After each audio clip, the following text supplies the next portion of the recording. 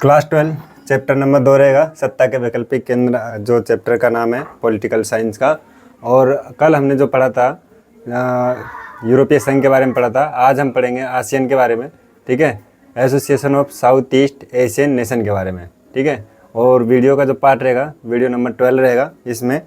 तो आज हम इसके बारे में करते हैं। जो पिछली वीडियो हमने करे थे, पिछली वीडियो में क्या करे थे, हमने यूरोपीय संघ के बारे में बताए थे, किस तरह से वो पूरे विश्व में अपना प्रभाव छोड़ रहा है। ठीक है, चाहे वो व्यापारिक मामले को लेकर के हो, चाहे वो परमाणु हथियार को लेकर हो, और चाहे वो प्रौद्योगिकी को लेकर हो। ठीक है, तो इन सभी चीज़ों के बारे में जो हम पढ़े थे, इसके बारे में हम देखेंगे। ठीक है, आगे का जो वीडियो है।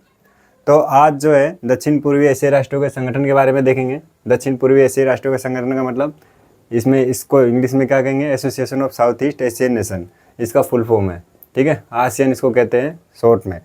तो जो है यूरोपीय, देखिए ये जो एशियन नेशन है, ये क्या है कि जो एशिया है ना, एशिया का दक्षिणी जो भाग है वहाँ के बारे में बताया जा रहा है। ठीक है ना, जैसे कि पूर्वी, अभी हम जो यूरोप के बारे में पढ़े थे, तो वो क्या था, यूरोप जो पूरा है उसके बारे में। तो इसी तरह से दक्षिण, जो पूरे एशिया में दक्षिणी जो भाग है उसके बारे में देखेंगे यहाँ पे। ठीक है ना, तो यही चीज़ है। देखिए, यूरोपीय और जापानी उपनिवेश के बाद का शिकार हुआ था, भारी राजनीतिक और आर्थिक कीमत चुकाई थी, है ना। तो यहाँ पे क्या हुआ था कि जो दक्षिण एशिया था, चाहे वो ये दक्षिण एशिया था, जो म्यांमार हो गया, इंडोनेशिया हो गया, ऑस्ट्रेलिया हो गया, ये सारे के सारे जो एरिया थे, इन सभी में क्या होता कि यूरोप के, एक समय में यूरोप के और जापान के क्या थे, उपनिवेश थे, है ना। इन्होंने, जापान और यूरोप ने क्या किया था, यहाँ पे यूरोप के कई देशों ने यहाँ पे अपना उपनिवेश इसको बनाया था। तो यही कहा जा रहा है कि यूरोपीय और जापानी उपनिवेश का शिकार हुआ था तथा भारी राजनीतिक और आर्थिक कीमत चुकाई थी इसके कारण, है ना। इसके कारण क्या हुआ था, राजनीतिक और आर्थिक कीमत चुकाया था इसने बहुत ज़्यादा। विश्व युद्ध समाप्त होने के बाद इन देशों को किस चीज़ की चुनौतियों का सामना करना पड़ा, तो पिछड़ेपन का सामना करना पड़ा इनको, है ना। आर्थिक पिछड़ेपन का सामना करना पड़ा, गरीबी का सामना करना पड़ा इनको। ठीक है ना, तो ये चीज़ था। और शीत युद्ध के दौर में किसी एक महाशक्ति के साथ जाने का भी दबाव इसको झेलना पड़ा था। कि जब मैंने आपको क्या बताया था कि शीत युद्ध जो था 1945 से 1991 तक, ठीक है, शीत युद्ध जो था 1945 से 1991 तक चला था, है ना। तो इसमें क्या हुआ था कि जो दो खेमे थे, एक अमेरिका का खेमा और एक सोवियत संघ का खेमा।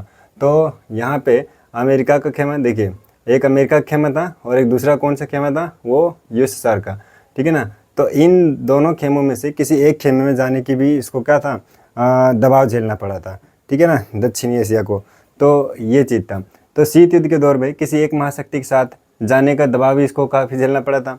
और जो बांडुंग सम्मेलन हुआ था इंडोनेशिया में, जो हुआ था 1955 में, ठीक है ना, बांडुंग जो सम्मेलन हुआ था 1955 में, और गुटनिरपेक्ष जो आंदोलन हुआ था, ठीक है, जो गुटनिरपेक्ष आंदोलन क्या हुआ था कि तीसरी दुनिया का विकास करने के लिए, ठीक है, तो तीसरी दुनिया को साथ लेके चलने का।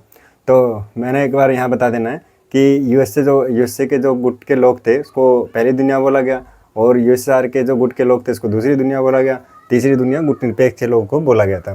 तो बांडुंग सम्मेलन और गुटनिरपेक्ष आंदोलन जो था ये असफल हो गए। ठीक है, ये इतना मतलब कि विकास का माहौल नहीं बना पाए। ठीक है, तो सितंबर 1961 में जो हुआ था गुटनिरपेक्ष आंदोलन, 1967 में इस क्षेत्र के 5 देश जो थे, है ना, दक्षिण एशिया के जो 5 देश थे 1967 में, बैंकॉक घोषणा पत्र पर हस्ताक्षर करके आसियान की क्या किया, इन्होंने स्थापना कर दिया। ठीक है ना, तो 1967 में इस क्षेत्र के 5 देश जो थे बैंकॉक घोषणा पत्र पर हस्ताक्षर करके आसियान का क्या किया, स्थापना किया। शुरू में जो इसमें जो 5 देश थे, ठीक है, इसमें जो स्थापना हुआ था, स्थापना के समय में कितने देश शामिल थे, इसमें 5 देश थे, इंडोनेशिया, मलेशिया, सिंगापुर, थाईलैंड। ठीक है, Indonesia, Malaysia, Philippine, Singapore, Thailand. तो ये जो देश थे इसमें शामिल थे, शुरू के 5 देश, स्थापना जब इनकी हुई थी। बाद में 5 देश और जुड़ गए थे इसमें। ठीक है, Brunei, Darussalam, Vietnam, Laos, Myanmar, Cambodia, ये बाद में 5 देश और जुड़ गए थे। ठीक है, तो याद रखना, इसमें अब कुल कितनी 10 सदस्य हो गए, इसके कुल 10 सदस्य हो गए हैं। ठीक है ना, शुरू के 5 और बाद के 5, तो ये हो गए 10 सदस्य। आसियान का उद्देश्य मुख्य रूप से क्या है, आर्थिक विकास को तेज करना, इसके माध्यम से सामाजिक और सांस्कृतिक विकास प्राप्त करना था, है ना। आसियान का जो मुख्य उद्देश्य क्या है, आर्थिक विकास को तेज करके सामाजिक और सांस्कृतिक विकास को तेज करना है। ठीक है, यहाँ पे।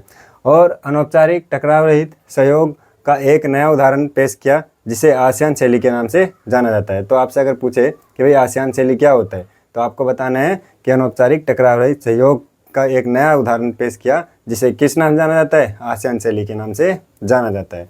अब देखिए, ये जो आसियान शैली है दक्षिण एशिया में जो है दुनिया में सबसे तेज़ रफ्तार से आर्थिक विकास करने वाला एक समूह है। ठीक है, तो यहाँ पे क्या है कि दुनिया में सबसे तेज़ रफ्तार से आर्थिक विकास करने वाला सदस्य देशों का समूह अब अपने उद्देश्य का दायरा क्या कर रहा है, और ज़्यादा बढ़ा रहा है।